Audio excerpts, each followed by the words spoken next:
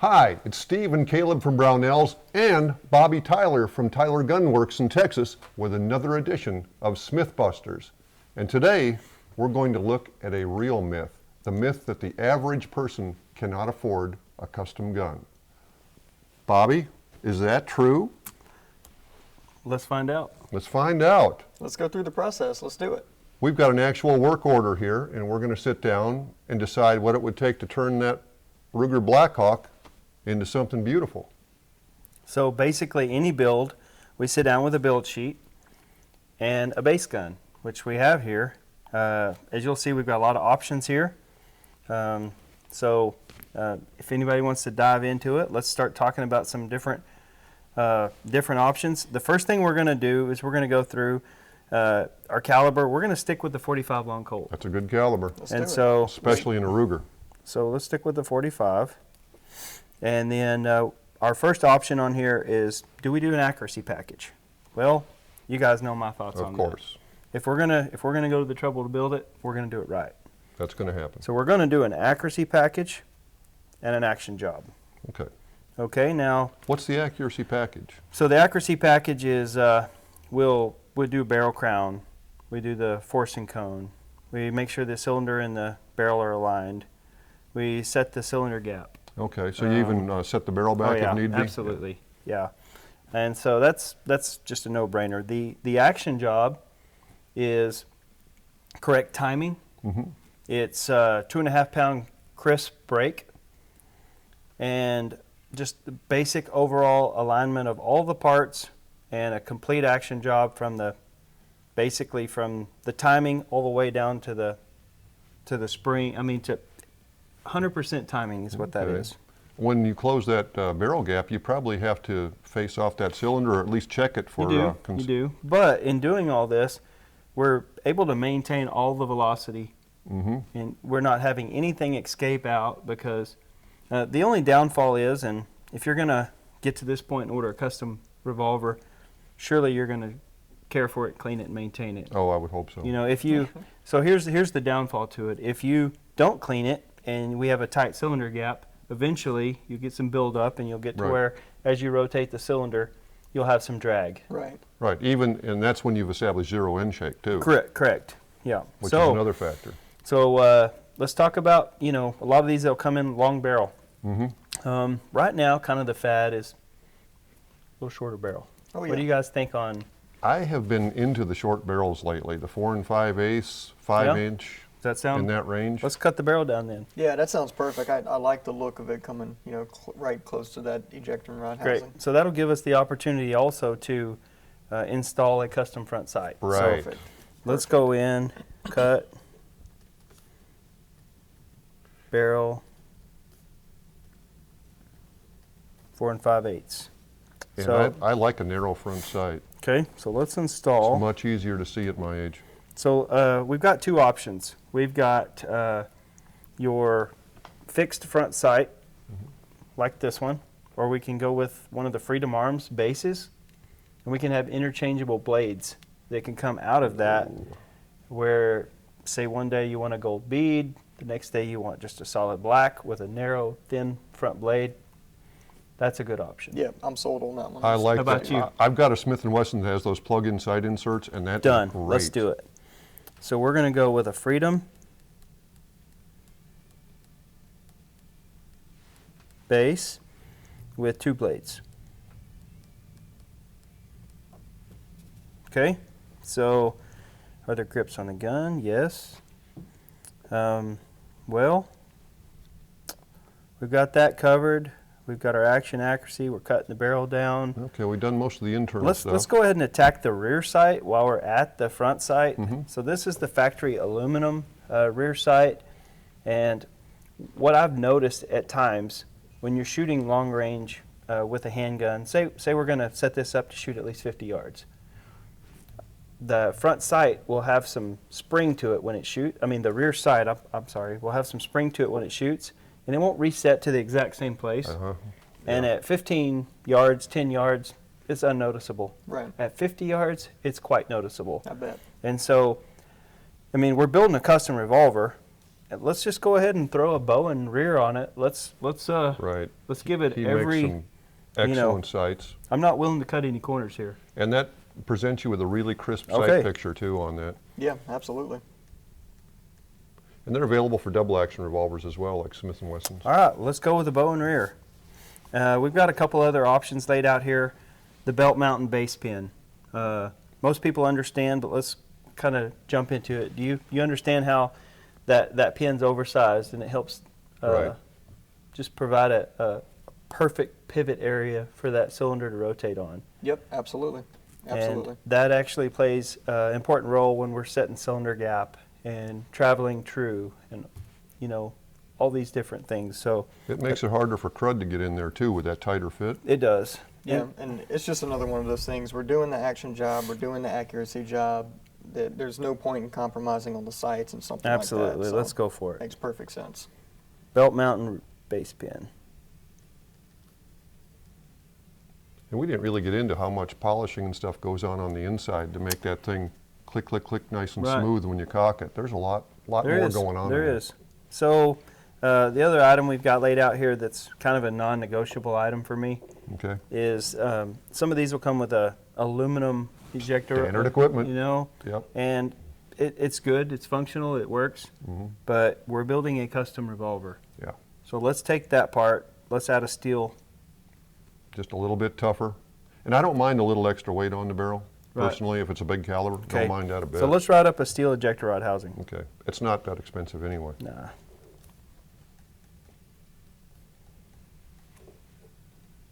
Man, we're coming right Okay. along. All right, yeah, this is just a walk in the park, man. All right, well, we're getting down to some of the harder decisions. So All right. I'd like to lean on both of you guys and let's talk about a grip frame. We're obviously not going to use the aluminum Right, standard grip right. frame. Hooray. I've always liked the Bisley style grip frame. Okay? Steve? Yes, I can shoot the plow handle, especially on the newer guns with the X3 frame, the smaller Right. frame, the medium frame, I guess they call it. Well- But I like a Bisley much, much better. Well, there are other options, and we could go with, but if you're wanting to keep, you got a color theme, Right? you're wanting to stay with all blued. I mean, the brass frame, the Ronnie Wells, fantastic option. Obviously, Yeah. you can see we have one here. Terrific option. Yeah, this is beautiful. But if you're wanting to stay with an all blued type or color case in blue or something in that nature, then your Bisley is not a bad option. So And it's available from Ruger yeah, in stainless it or is. blued. And so what we'll do is that what you guys want to go with a Bisley? I Yeah. think Okay. we're decided on that one. So if you really wanted to, you could do a two-tone gun. So we're going to go with a Bisley, and what we're going to do is we'll bolt this thing up. As you'll see, it's still, it's a unfit part. It's a casting. We will hand fit sand this to the frame, blend it all out, fit it up, and then we get to build grips for it. Excellent. So Oh, another decision. another decision. What do you guys want to Okay. do? I like the feel and look of wood. Okay. On a blued gun, I always have, but you've got some stag options and things, and mammoth ivory and stuff that's really cool Right, looking. right. So the wood is a good option. The stag is a good option. Mammoth is a good option, but sometimes a little more practicality. Sure. Plus, Yeah. if you want this Coke bottle shape or something like that, it's easier to do, a little bit easier on wood, I assume. Absolutely, yeah. And with stag, you go to doing a whole lot of shaping, you'll lose all your bark. Right. And when we talk about wood, we're not talking about straight grain walnut by any means. Right. It's fancy, extra fancy type wood. So we're bringing in quite a bit of wood out of Turkey right now. Turkish walnut Turkish makes walnut, great yeah. gun stocks. That's one of my Yeah. favorites for rifle stocks. Well, is that where we're at on this one? Yeah, I'll go with Turkish walnut. Yeah, Okay. Turkish walnut sounds great. That's going to look really good with some color case. I think we should get to that pretty soon. Oh, All right, well, guess where we're at now. All right, so here's where we go in and we decide if we want to blue the entire gun. We decide if we want to blue the barrel and cylinder, small parts, if we want to color case the frame, loading gate. At that point, I usually ask my customer, how about the hammer and trigger? The let's talk about one thing that I want to actually point out. So you've got 2 revolvers here. And you see how this one's got multicolor, Yes. and you can get by with having that stainless hammer It shine looks through. good. Looks good on there. See how this one over here has got the blue, the color case, the stag. It's authentic looking, and so we put the subdued color case stainless hammer in it. Okay. And so I always throw that out. There's an option. On this gun, I think the shiny hammer and trigger does not look as good. We're looking for that sleek custom. I mean, this is not a compromise project. We want to do it up. So it's up to you guys, and it's personal preference. Yeah. My personal preference is color hammer and trigger. We could take that whichever way you want to go. Okay, so I think we're definitely going to be color casing the frame for sure. Okay? Right. So color And the case. loading gate. And the loading Yeah. gate, right? So receiver, loading gate. I like the grip frame left blued though. I don't know how you feel about that. So Grip frame should typically match the barrel and cylinder. Yeah. yeah, so That's I, the way Unless I we're like going the- with I a- like the look. I've seen some that have been color cased, and I didn't. Yeah. I thought it was wasted on the grip frame. Okay. sure, yeah, and I think that'll having that left just plain blued will kind of complement those Mm-hmm. Turkish walnuts and allow that to kind of flow into the actual receiver portion of it itself. That's Right. color cased. But the customer can always get the grip frame color cased if he wants. Sure. They could, yeah. So receiver, we want a color or blue? So receiver, we're going to color. Okay. Loading gate. Loading Loading gate. Hammer gate. trigger. Hammer trigger. What do y'all want to do? Well, I like the old style Bisley hammer that was blued and then polished on the sides, so it had a black top, Right. and then that's my personal preference. So the newer parts that we have these days, we work within limitations. Yeah. And the newer hammers that we have available to us, we can go with the super style. We can go with, typically we're going to upgrade this one to a Bisley because of the Bisley grip frame. Right. Sure. And so it'll be a Bisley hammer and trigger, but it's going to be a stainless part. And so what that does, we can either leave it silver. I guess, you know what, it's a custom gun. If you want, I'll color the whole hammer, Mhm. and then I'll slab side the sides. Oh yeah. And then we'll leave it colored on top, back and front. I mean, that's the beauty part of doing a custom gun. You get to make it your custom gun. Yeah. That's So nice. we'll put it in as a color hammer Right. trigger, and then we'll go in here and make a special note to slab sides. Yeah, I think that's a good choice. I don't want Right. the I don't think it'd look good with the whole thing left silver. Right. So yeah, I think this is going to look really Okay. sick. Now the Bisley grip frame doesn't give you as many options for hammers. It doesn't, no, because no. it's got to have that Bisley hammer with that big back, that Correct. hump on it. And we have fit other hammers to other grip frames, but Right. at that point you're going in, you're opening notches, you're creating gaps that Yeah. is not It doesn't look right. right. Yeah. Right. So where are we at here, guys? We've got sights, we've got finish, We got grips. we've got grips. Let's see here. Well, let's talk about, of course, you know, people think that it's not affordable to do engraving. What's y'all's thoughts on, I mean, we're building a custom revolver. Should your custom revolver have some engraving on it, or where are we at? If it's custom, yeah. It should have Okay. at least a little. All right, well, No doubt. let's engrave it. Let's So do what it. we'll do, we'll engrave it. We'll set this down with one of our hand engravers. And what I'll do is I'll put, just to put a package, engraving package on it. We're not going to fully engrave it. Sure. We want it to, you know, when you stick it in your holster, say, you know, I'm a beautiful working gun, but I'm not a safe queen. Absolutely. So we'll call it the blue collar working custom. Little scroll work here Yeah, and there, yeah, but yeah, like yeah. at the front and back of the barrel, and some, some on the frame, and Well, what do you guys think we came out at? Well, before we really get down into that, I was looking at these barrels right here. You know, you have your Octagon barrel and then you have your factory Ruger barrel. I know we talked about cutting it down and using the factory one. What, other than cosmetics, are there any advantages to using the Octagon barrel? Man, I'm more than glad to add an Octagon barrel on here, but I'm going to tell you, I work hard for my money. Mhm. Everybody else does too. Right. And it is a cosmetic upgrade. At the Okay. end of the day, You can always get a fluke barrel here or there. And what we do during the build, once we cut it down, before we go, even to finish, we go out and shoot a handheld, offhand target, and we check the accuracy. Okay. So the Octagon barrel's cool. It's a significant upgrade. That's something that's cosmetic. So Okay. Yeah. it is a possibility. But Yeah. we're not giving up any accuracy by You're not keeping the giving. You're not factory. giving up. I tell you what, Ruger has stepped up to the plate, and the quality of their barrels, they're hard to beat. All the So- ones I've shot lately shoot better than I do. And realistically, if we have this conversation and we get to a point where I call you up and say, hey, I've just about finished your custom revolver. We used the factory barrel. I just took it out, shot it.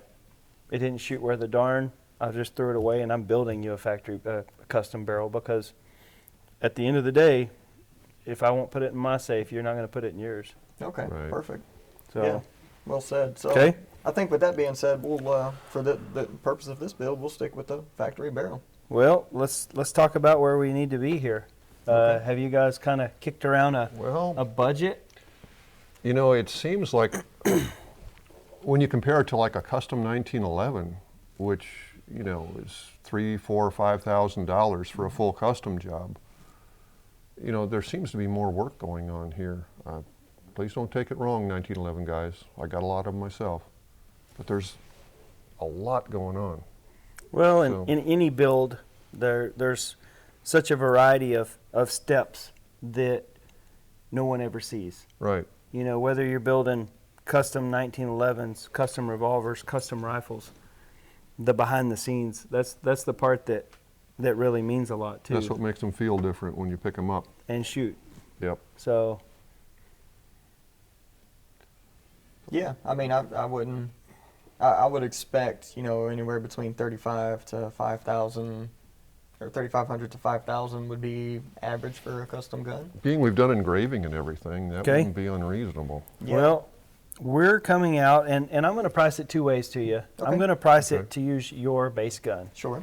Then I'm also going to tell you what I would charge if I supplied the gun. Perfect. Mm-hmm. So if I used your base gun on this build, you're looking at $2,000. Okay. So 2,000. 2,000. That's really good. So what? Yeah. What about after engraving on that one? Well, that includes engraving. Get out of here. So Yeah. that's with. Yeah. Okay. So that's with you providing the gun. And if you ever do decide that you maybe decided you wanted the 7.5-inch barrel over the short barrel, and you thought, well, what if I did chop this one, use this, and then I decided I wanted my gun back, we can provide the base gun. We've got a good relationship with distributors, and Lipsy's sends us a lot of revolvers, and I could take and provide the gun for an additional cost. Okay. So yeah, that's good to know, because that's a really good option as well. Because there's I know there's plenty of customers out there that may not have access to or be able to get it for what you can get it for. Right. And so what we do, if we provided the cost of the gun for the build, not so much a retail sales, just customer service. If we provided the gun for this build, it would be an additional $600. Okay. Oh, And this not isn't at all. this isn't a Caleb and Steve special price, isn't it? This is No. Usually the family discount and the family and friend discount's higher. Oh, okay. Thanks a lot. Yeah. That's Thanks a kind of lot. how that works, All right. So if you really But- want to just start with a new gun as a base Yeah. gun, It's not a that's bad option. Quite doable. Yeah. If your gun's in good condition though, and it's not got any major gouges or missing pieces in it, they can sure polish it out and engrave it and make it look like a brand spanking new one. Well, we ought to take this, start our build, go through it, build it, Yeah. and see if we can legitimately build it for this, and if it's the quality that you guys expect. All right, I'll start loading some ammo. Yeah. Okay. Yeah. So let's go back and address the myth now, because if you remember, Steve, this was a Smith Buster. Well, it's a Smith Buster, and we've come up with a figure of $2,000, which seems, like a lot of money until you look at a boutique AR-15 or a semi-custom 1911 that you just buy off the shelf. And this one is a bespoke revolver made to your specs. I think $2,000 is a bargain. Yeah, so there's plenty of guns out there, you know, around that price range that are factory off-the-shelf guns that everyone else has. Yeah. No one else is going to have this. Yep. No one else is going to have anyone exactly like it. Yep. Busted. Busted. Simply busted. Simply. 100%. No doubt. Bobby, thanks for coming by. Absolutely, it's a Good pleasure. job. Good Pleasure. job. Thank you. Yeah. We'll put our orders in. Thank you for watching. If you have any custom gun stories or questions about custom guns, let us know in the comments. We want to hear from you. Hit that like button and subscribe if you haven't already. We'll see you next time with another edition of Smith Busters.